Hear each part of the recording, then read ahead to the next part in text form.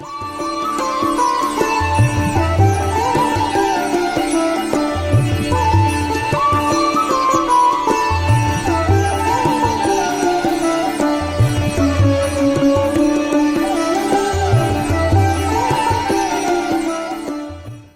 को प्रणाम, छोटों को स्नेह और आशीष। मैं हूँ राजेश त्रिपाठी। स्वागत है आपका मेरे चैनल धर्म दर्पण में।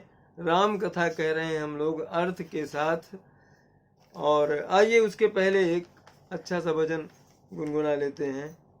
बहुत ही अच्छा भजन है। जीवन मिला है आपको तो उसके सार्थक रूप में उसे जिए, उसको अच्छे कर्मों में लगाएं। यही है कि ये तो जीवन जो मिला है ना, इसको गवाइए मत, अनमोल है ये जीवन।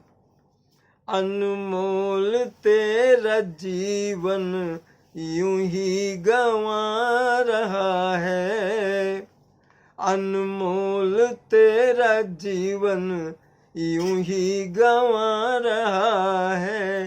किस ओर तेरी मंजिल, किस और तेरी मंजिल किस ओर जा रहा है। अनमोल तेरा जीवन यूं ही गंवा रहा है।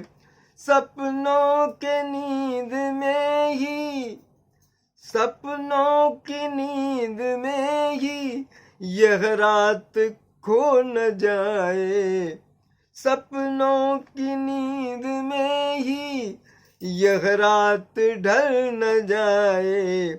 पल भर का क्या भरोसा, कहीं जान निकल न जाए।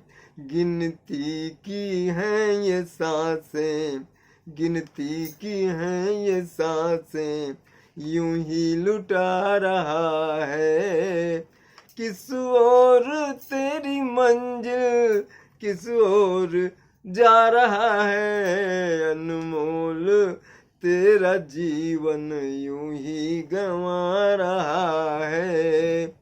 जाएगा जब जहां से, जाएगा जब जहां से कोई न साथ देगा, जाएगा जब जहां से कोई न साथ देगा।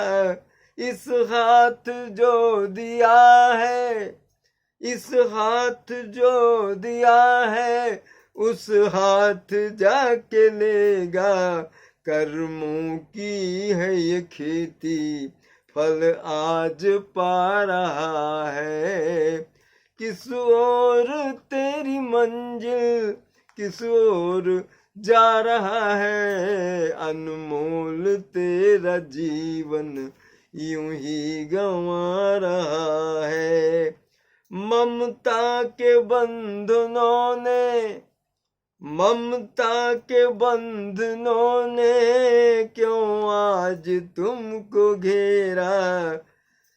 सुख में सभी है साथी, सुख में सभी है साथी, कोई नहीं है तेरा। तेरा ही मोह कब से तुझको सता रहा है। किस ओर तेरी मंजिल, किस ओर जा रहा है। अनमोल तेरा जीवन यूं ही गंवा रहा है। जब तक है भेद मन में, जब तक है भेद मन में, भगवान से जुदा है। खोलो जो मन का दर्पण, उसमें प्रभु सदा है। खोलो जो मन का दर्पण, उसमें प्रभु सदा है। सुख रूप हो के भी तू दुख आज पा रहा है। सुख रूप हो के भी तू दुख आज पा रहा है। किस ओर तेरी मंजिल, किस ओर जा रहा है। अनमोल तेरा जीवन यूं ही गंवा रहा है। अनमोल तेरा जीवन यूं ही गंवा रहा है। किस ओर तेरी मंजिल किस ओर जा रहा है। अनमोल तेरा जीवन यूं ही गंवा रहा है। आइए कथा में प्रवेश करते हैं। पूर्व जन्म मिलहि न कहीं कछु, गवही जोहारहि जाहि। और भरत कुशल पूछ सकहि न, भय विषाद मन माहि। नगर के निवासी अवधपुर के वासी जो हैं वो मिलते हैं पर कुछ कहते नहीं है भरत शत्रुघ्न से।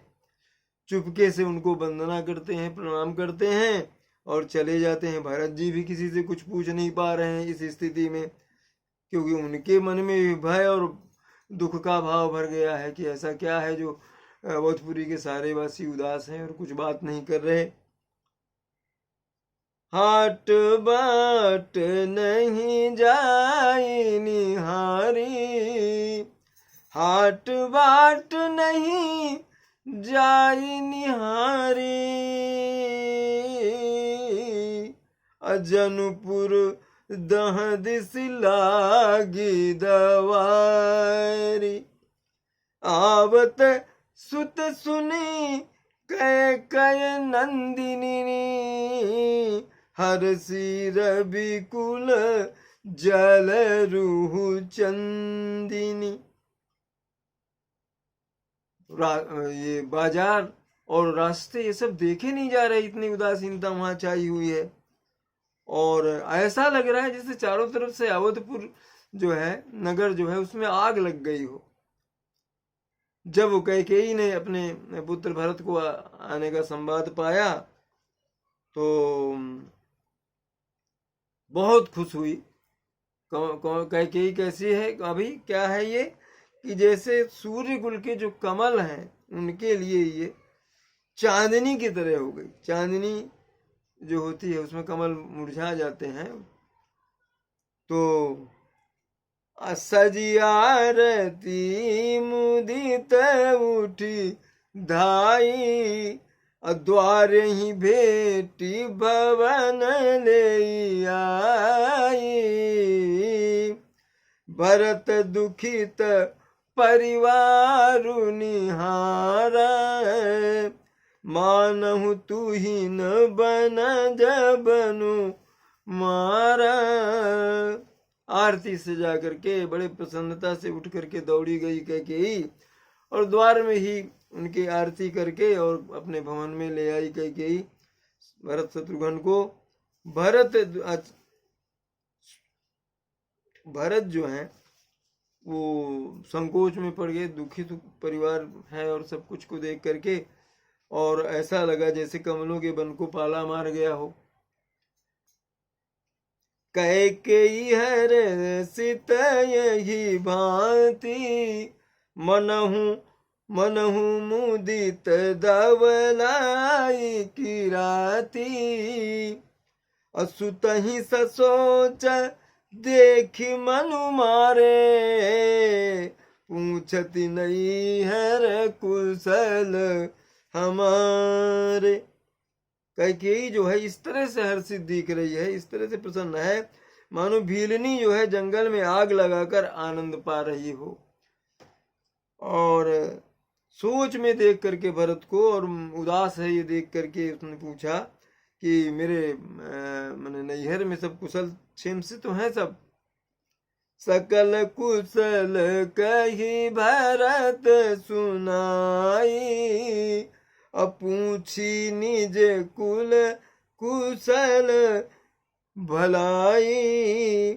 कहू कहाँ तात कहाँ सब माता, अब कहाँ सिया राम लखन प्रिय भ्राता। भरत जी ने कहा कि सब कुशल है वहां पर, और यहाँ क्या कुशलता है सब, कहाँ पिताजी और कहाँ है राम लक्ष्मण और सीता जी। सुनि सुत बचन स्नेहमय, कपट नीर भरि नैन, भरत श्रवण मन सूल सम, पापिनी बोली बैन।